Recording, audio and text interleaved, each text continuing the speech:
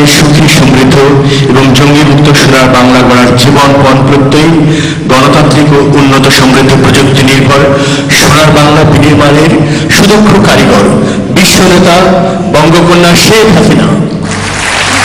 Excellencies, distinguished ladies and gentlemen, the chief guest of the inaugural session of the International Conference, ladies and gentlemen, Honorable Prime Minister, Her Excellency Sheikh Hasina.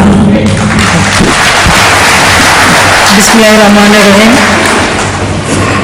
অনুষ্ঠান সভাপতি, সহকর্মীবৃন্দ, বিদেশি অতিথিবৃন্দ, IDEB সদস্য, প্রকৌশলী ভাই ও বোনেরা, আসসালামু আলাইকুম। উপস্থিত সুধীবৃন্দ, সবাইকে আমি আমার শুভেচ্ছা জানাচ্ছি। আইডিবি ও অন্তর্দেশীয় রাষ্ট্রীয় সংস্থা Colombo Plan Staff college CPSC ম্যানিলার যৌথ উদ্যোগে আয়োজিত international conference on skills for the future world of work and টিবিএটি ফর গ্লোবাল কম্পিটিটিভনেস শীর্ষক আন্তর্জাতিক সম্মেলনের উদ্বোধন অনুষ্ঠানে সকলকে আমার আন্তরিক শুভেচ্ছা। আমরা একটি স্বাধীন দেশের নাগরিক। আজকে দিনে যে নেতার নেতৃত্বে আমরা স্বাধীনতা অর্জন করেছি, সর্বকালের সর্বশ্রেষ্ঠ বাঙালি জাতির পিতা বঙ্গবন্ধু শেখ মুজিবুর রহমানের প্রতি আমি আমার শ্রদ্ধা জানাই, জাতীয় চার নেতার প্রতি শ্রদ্ধা জানাই, 30 লক্ষ শহীদের প্রতি আমি শ্রদ্ধা জানাই, 2 লক্ষ লাবণের প্রতি আমি শ্রদ্ধা জানাচ্ছি। আমাদের দেশকে এগিয়ে নিয়ে যেতে হবে। কনফারেন্সের মূল থিম ও সাব থিমে যুগোপযোগী বিষয়সমূহ অন্তর্ভুক্ত করায় আমি আয়োজক সংস্থা আইডিইবি ও সিপিএসসিকে আন্তরিক ধন্যবাদ জানাচ্ছি। সুধীবৃন্দ, প্রযুক্তির নতুন নতুন আবিষ্কার এবং বহুমাত্রিক কল্যাণে বিশ্বব্যাপী মানুষের জীবনমানে প্রতিনিয়ত পরিবর্তন আসছে। জীবন ঘনিষ্ঠ প্রযুক্তির ব্যবহার বৃদ্ধি পেয়েছে, উৎপাদন প্রক্রিয়ায় দ্রুত পরিবর্তন হচ্ছে, ফলে প্রতিটি দেশে অভ্যন্তরীণ ও বিশ্ব কর্মজগতে কর্মীর, বিশেষ করে দক্ষ কর্মীর স্বল্পতা বিরাজমান। দক্ষতাই বিশ্বব্যাপী টেকসই উন্নয়ন ও কাজের নিশ্চয়তা দিতে পারে। তাই বিজ্ঞান ও প্রযুক্তিকে কাজে লাগিয়ে দারিদ্র্য হ্রাস এবং মানুষের জীবনমানে উন্নয়নান্বিত করা এখন বিশ্বের অন্যতম মূল লক্ষ্য। মানুষের কল্যাণে প্রযুক্তির গণমুখী ব্যবহার জীবনমানে বৈপ্লবিক পরিবর্তন এনেছে, মানুষের গড় বৃদ্ধি পেয়েছে। অন্যদিকে আবার উন্নত দেশসমূহে ক্রমেই কর্মক্ষম জনসংখ্যা হ্রাস পাচ্ছে, বাড়ছে নির্ভরশীল মানুষের সংখ্যা। কোনো কোনো দেশ বয়স্ক মানুষের দেশ হিসেবেই ইতিমধ্যে চিহ্নিত হয়ে গেছে। ওই সকল দেশ জননীতিক সুবিধাজনক অবস্থানের দেশসমূহের কর্মক্ষম জনশক্তির উপর ক্রমেই নির্ভরশীল হয়ে পড়ছে। বাংলাদেশের 49% মানুষের বয়স 24 বছর বা তার নিচে। আমাদের ডেমোগ্রাফিক ডিভিডেন্টের সদ্ব্যবহার করতে হবে। বর্তমানে বৈশ্বিক জননৈতিক সর্বোচ্চ সুবিধাজনক অবস্থানে রয়েছে আমাদের বাংলাদেশ। আমাদের সরকার এই সুবর্ণ সুযোগকে কাজে লাগাতে তৎপর। ইতিমধ্যে মানব সম্পদ তৈরির বিষয়টিকে বিশেষ গুরুত্ব দিয়ে বিভিন্ন প্রকল্প হাতে নেওয়া হয়েছে। দক্ষ জ্ঞান ভিত্তিক সমাজ গঠনই সরকারের মূল লক্ষ্য। বঙ্গবন্ধু শেখ মুজিবুর রহমান 1974 সালে আমাদের যে শিক্ষা কমিশন গঠন করে শিক্ষা নীতিমালা প্রণয়ন করেছিলেন, এই শিক্ষা কমিশন গঠন করে সেই শিক্ষা কমিশনকে তিনি নির্দেশ দিয়েছিলেন কারিগরি শিক্ষাকে যেন সব থেকে গুরুত্ব দেওয়া হয়। এবং আমাদের সেই শিক্ষা কমিশন রিপোর্ট যেটা জাতির পিতার হাতে দেওয়া হয়েছিল, সেখানে এই কারিগরি শিক্ষাকে ডক্টর কুদরতি খোদা শিক্ষা কমিশন কারিগরি শিক্ষাকে সব থেকে গুরুত্ব দিয়ে শিক্ষা নীতিমালা প্রণয়ন করে। তারই আলোকে আমরা বাংলাদেশের জন্য একটি আধুনিক যুগোপযোগী শিক্ষা নীতিমালা গ্রহণ করেছি, সেখানে আমরা কারিগরি শিক্ষাকে সব থেকে গুরুত্ব দিয়েছি। আমি 96 সালে যখন প্রথম সরকার গঠন করি, তখন আমি দেখলাম যে আমাদের দেশের ছেলে মেয়েদের মধ্যে বিজ্ঞান প্রযুক্তি শিক্ষার প্রতি আগ্রহ নাই, আমার ছাত্রছাত্রীর সংখ্যা কম, আর কারিগরি শিক্ষার ক্ষেত্রে আরও খারাপ অবস্থা। তখন মাত্র কারিগরি বৃত্তিমূলক শিক্ষায় শিক্ষার্থীর হার ছিল মাত্র 1.8 সরকারের নানাবিধ পরিকল্পনায় আমরা যে সমস্ত উদ্যোগ নিয়েছি তার ফলে এখন তা 14 ভাগে উন্নীত হয়েছে। তো কারিগরি ও বৃত্তিমূলক শিক্ষায় 220 সালের মধ্যে আমরা শিক্ষার্থী শতকরা 20 ভাগ, 230 সালের মধ্যে 30 ভাগ, 240 সালের মধ্যে 50 ভাগে উন্নীত করব, সেটাই আমাদের লক্ষ্য।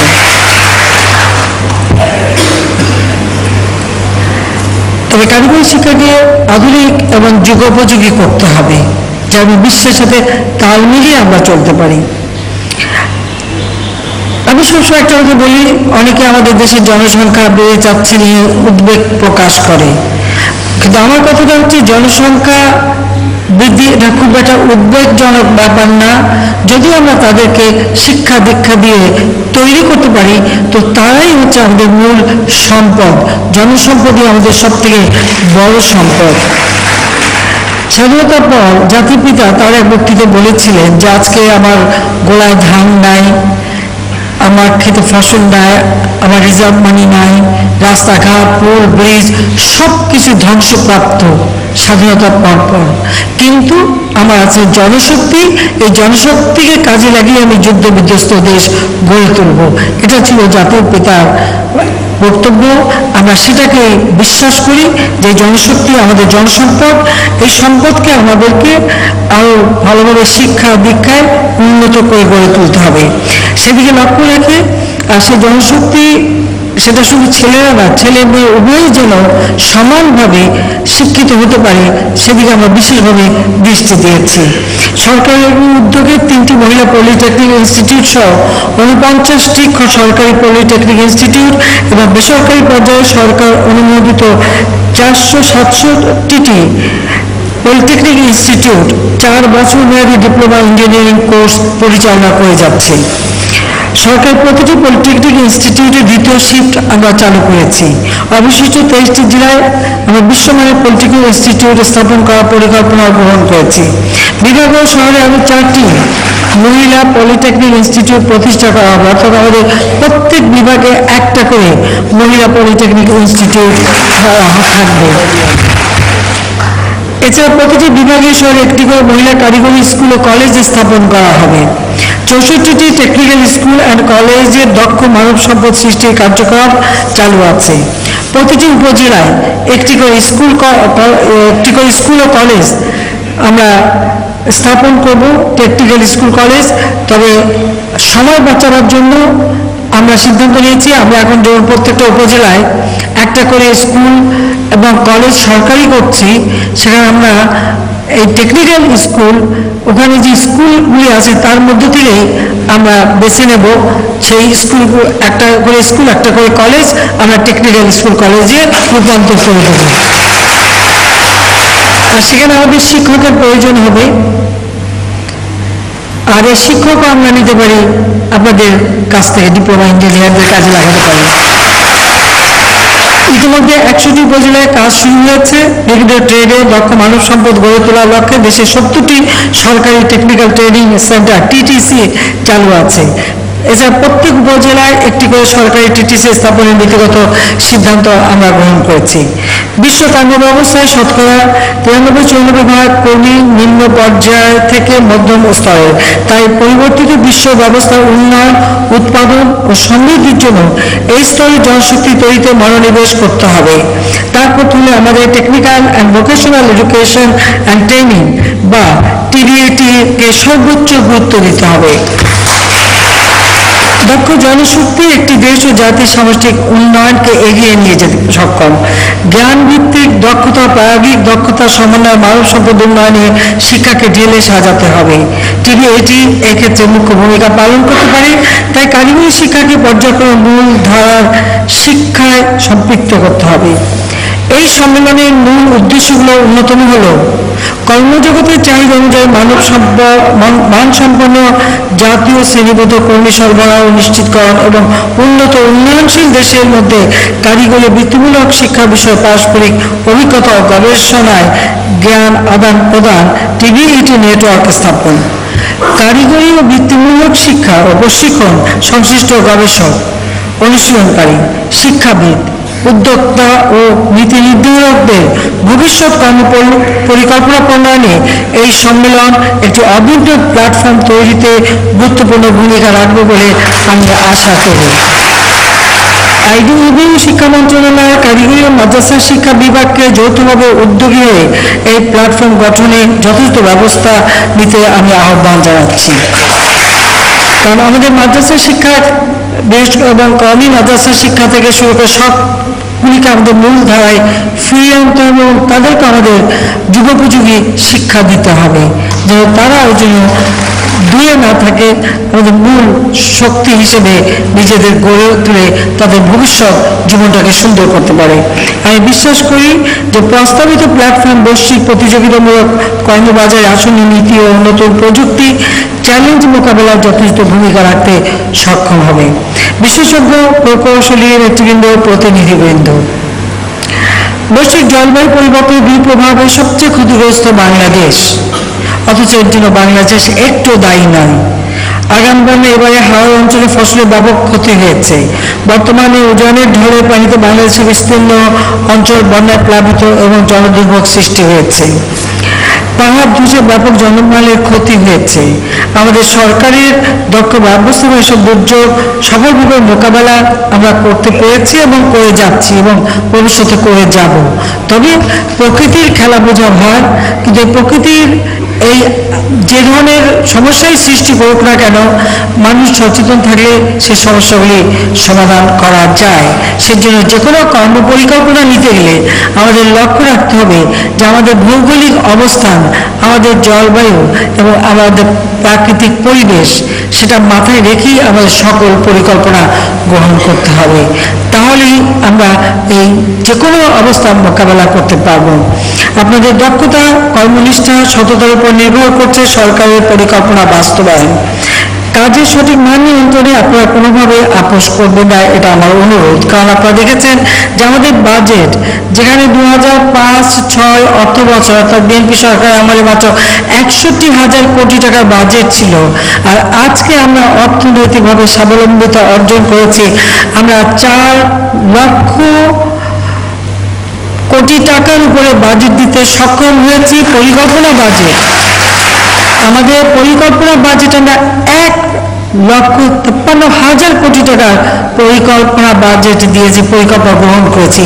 কিন্তু এই পরিকল্পনাগুলি আমাদের বাস্তবায়ন করতে হবে যথাযথভাবে, মানসম্মতভাবে, যা ভবিষ্যতে বাংলাদেশের উন্নয়নের ধারাটার জন্য একেবারে স্থায়ী হয় এবং এগিয়ে যেতে পারে। এবং এর মূল শক্তিটা কিন্তু আপনারা, কারণ মূল কাজগুলি আপনারাই করেন। যে কাজের মান এবং কাজ যেন গতিশীলতা বজায় থাকে, সেটাই আপনাদের কাছ থেকে আমি আশা করি। প্রতিযোগিতামূলক বিশ্বে মানুষের কল্যাণে বাসযোগ্য শান্তিময় বিশ্ব গড়ে তোলার জন্য পারস্পরিক সহযোগিতার ভিত্তিতে আমাদের সন্ত্রাস, জঙ্গিবাদ এবং মাদক ও দারিদ্র্যের বিরুদ্ধে সংগ্রাম করতে হবে। এই লক্ষ্যকে সামনে রেখে সম্মেলন আগত বিশেষজ্ঞ অতিথিবৃন্দের প্রয়াস ফলপ্রসূ ও সার্থক হবে বলে আমি আশা করছি। সপ্তম পঞ্চবার্ষিক পরিকল্পনায় জাতীয় কারিগরি বৃত্তিমূলক যোগ্যতা কাঠামো অনুযায়ী বাস্তবায়নাধীন 6টি স্তরে দক্ষ শ্রমশক্তি সৃষ্টির উপর জোর সুপারিশ করা হয়েছে। সপ্তম পঞ্চবার্ষিক পরিকল্পনার প্রশাসনিক সর্বস্তরে আইসিটি ব্যবহার নিশ্চিত করা এবং জনগণকে এক বিদ্যুতের সেবা, সিঙ্গেল পয়েন্ট সার্ভিস নিশ্চিত করার সুপারিশ করা হয়েছে। এক্ষেত্রে একটি কৌশলগত কর্ম পরিকল্পনা অর্থাৎ স্ট্র্যাটেজিক অ্যাকশন প্ল্যান প্রণয়ন করা অত্যন্ত জরুরি। জাতীয় দক্ষতা উন্নয়ন নীতি 2011 অনুযায়ী জনশক্তির দক্ষতা মান নিশ্চিতকরণের জন্য বিদ্যমান কোয়ালিফিকেশন ফ্রেমওয়ার্ককে সার্বজনীন জনশক্তি কাঠামো বাংলাদেশ কোয়ালিফিকেশন ফ্রেমওয়ার্কে রূপান্তর করতে হবে। জনশক্তি উন্নয়ন পরিকল্পনা প্রণয়ন ও গবেষণা কার্যক্রমে সক্ষমতা অর্জনের জন্য আমাদের আরও জোরদার ব্যবস্থা গ্রহণ করতে হবে। এতে গ্র্যাজুয়েটগণ অর্জিত জ্ঞান, দক্ষতা ও যোগ্যতার তাৎক্ষণিক প্রয়োগ নিশ্চিত করতে পারবে। প্রাথমিক থেকে বিশ্ববিদ্যালয় পর্যন্ত শিক্ষাকে অবশ্যই স্থানীয় বৈশ্বিক শ্রম বাজারের দক্ষতা চাহিদা মোতাবেক পেশার সাথে সামঞ্জস্যপূর্ণ করে পরিচালনা করা প্রয়োজন। স্থানীয় বৈশ্বিক শ্রম বাজারের চাহিদা নির্বাহের জন্য শ্রম শক্তি চাহিদা সংক্রান্ত প্রক্ষেপণ বা ফরকাস্টিং, সকল প্রকার সেবাকে এক বিন্দুতে সেবা নিশ্চিত করার জন্য তথ্য প্রযুক্তি প্রয়োগ করে প্রশাসনিক কার্যক্রমকে আরও সুসংগঠিত করা। আমি আশা করি 25-26 জুলাই 2017 ঢাকায় অনুষ্ঠিত দুদিনের রিজিওনাল কনফারেন্স এবং আজ থেকে শুরু হওয়া 3 দিনের এই আন্তর্জাতিক কনফারেন্স একটি যুগান্তকারী কর্ম পরিকল্পনা বেরিয়ে আসবে এই কনফারেন্সের মাধ্যমে, যা শুধু বাংলাদেশেই নয়, বিশ্বের উন্নয়নশীল বা উন্নত দেশগুলিও যেন এই পরিকল্পনাটা গ্রহণ করে এবং মানুষের কল্যাণে তা যেন কার্যকর ভূমিকা রাখে, সেদিকে বিশেষ দৃষ্টি দিতে হবে। এক্ষেত্রে বাংলাদেশ সরকারের পক্ষে সর্বাত্মক সহযোগিতা অব্যাহত থাকবে। বাংলাদেশ আজ এগিয়ে যাচ্ছে। বিগত 8 বছরে আমরা দেশের প্রতিটি সেক্টরে কাঙ্ক্ষিত অগ্রগতি অর্জন করেছি। 96 থেকে 2001 সাল পর্যন্ত আমরা অনেক উন্নতি করেছিলাম, কিন্তু সেটা ধরে রাখতে পারিনি, কারণ সরকারের ধারাবাহিকতা ছিল না। 2001-এ সরকার পরিবর্তন হওয়ার পর অনেক ক্ষেত্রে আমরা পিছিয়ে যাই, কিন্তু 2008-এর পর 2014 সালের নির্বাচনে আমরা পুনরায় জুড়িয়ে ক্ষমতা আসতে পেরেছিলাম বলেই এই উন্নয়নের গতি ধারাটা আমরা অব্যাহত রাখতে সক্ষম হয়েছি এবং আজকে বাংলাদেশ সারা বিশ্বের কাছে উন্নয়নের রোল মডেল। আমাদের লক্ষ্য 2021 সাল আমরা স্বাধীনতা সুবর্ণ জয়ন্তী পালন করব, কাজে আমাদের লক্ষ্য যে 2021 সালের মধ্যে বাংলাদেশকে আমরা মধ্যমানের দেশে উন্নীত করতে চাই, আর 2041 সালের মধ্যে বাংলাদেশকে আমরা দক্ষিণ এশিয়ায় উন্নত দেশ হিসেবে প্রতিষ্ঠা করতে চাই। তাছাড়া জাতিসংঘ ঘোষিত যে এসডিজি সাস্টেইনেবল ডেভেলপমেন্ট গোল, যেটা জাতিসংঘ ঘোষণা করেছে, সেটাও আমরা বাস্তবায়ন করতে চাই। যেভাবে আমরা এমডিজিতে সাফল্য দেখিয়েছি, ঠিক সেভাবে আমরা এসডিজিতেও সাফল্য দেখাতে চাই। কাজে সেই লক্ষ্য নিয়েই আমরা আমাদের সরকার কাজ করে যাচ্ছে। আসুন আমরা সবাই মিলে আমাদের এই পুরো মাতৃভূমি, যে মাতৃভূমিকে একসময় অনেকে অবহেলার চোখে দেখত, অথচ আমরা আমাদের মহান নেতা জাতির পিতা বঙ্গবন্ধু শেখ মুজিবুর রহমানের নেতৃত্বে মহান মুক্তিযুদ্ধ করে বিজয় অর্জন করে বিজয় জাতি হিসেবে যে সম্মান পেয়েছিলাম, যে সম্মান ভুলণ্ঠিত হয়েছিল 1975 সালের 15ই আগস্ট জাতির পিতাকে হত্যার মধ্য দিয়ে, অবৈধভাবে হত্যা করে ষড়যন্ত্রের মধ্য দিয়ে ক্ষমতা দখলের পালা শুরু করে আমাদের সম্মানকে ভুলণ্ঠিত করা হয়েছিল। 1996 সালে সরকার গঠন করে জনগণের সেবা দিতে শুরু করি, যার সুফল জনগণ পেয়েছে। আর 2008 থেকে 2017 আজকে বাংলাদেশ উন্নয়নে এগিয়ে যাচ্ছে সারা বিশ্বের কাছে একটা বিস্ময়।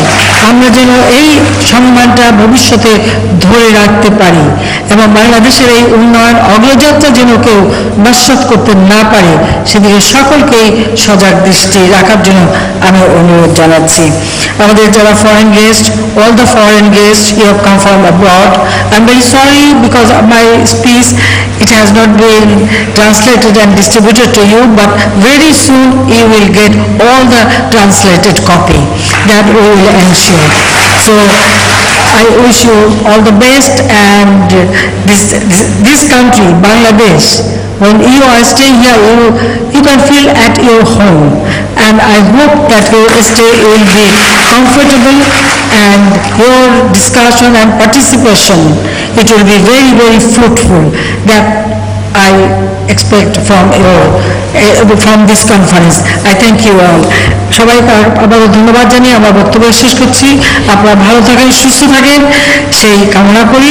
খোদা হাফেজ। জয় বাংলা, জয় বঙ্গবন্ধু, বাংলাদেশ চলবে। ধন্যবাদ মাননীয় প্রধানমন্ত্রী আপনার অত্যন্ত মূল্যবান বক্তব্য দেওয়ার জন্য। Thank you very much indeed, Honorable Prime Minister, for gracing the occasion. শুধুবৃন্দ,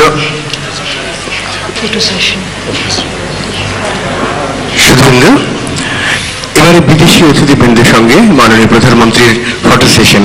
শুধুমাত্র বিদেশি অতিথিবর্গ, সিপিএসসির সদস্য দেশের প্রতিনিধি, মাননীয় মন্ত্রী এবং মাননীয় সংসদ সদস্য এবং উপদেষ্টা, আপনাদের বিনীত অনুরোধ জানাচ্ছি মঞ্চে আসার জন্য। Ladies and gentlemen, may I now request our distinguished delegates of CPSC member countries, including all foreign delegates, to please come on stage for a photo session with the Honorable Prime Minister.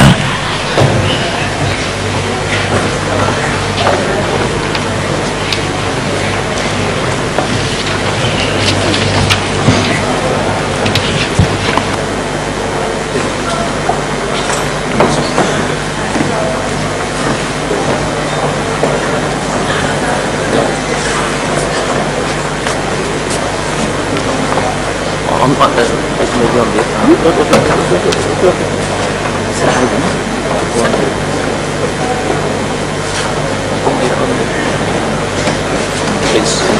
On that side, on that side. This is after that, that's why. This way.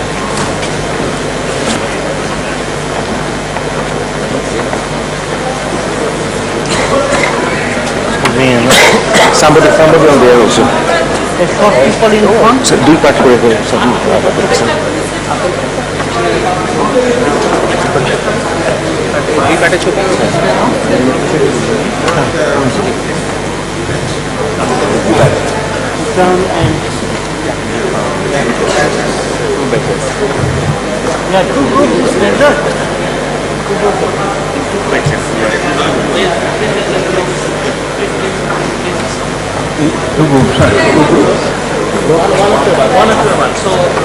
Okay, Jared? Yeah, we can take it. Thanks. On there. Yeah. Take another book. You take another book. Please come here. Come here. Take another book.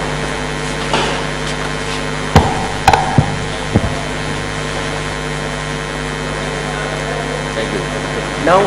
Now another turn. Please.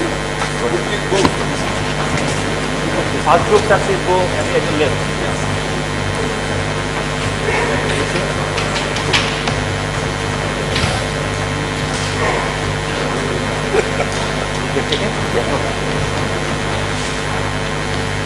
Yes.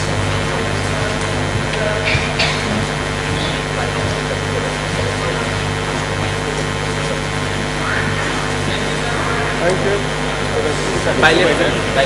On that side.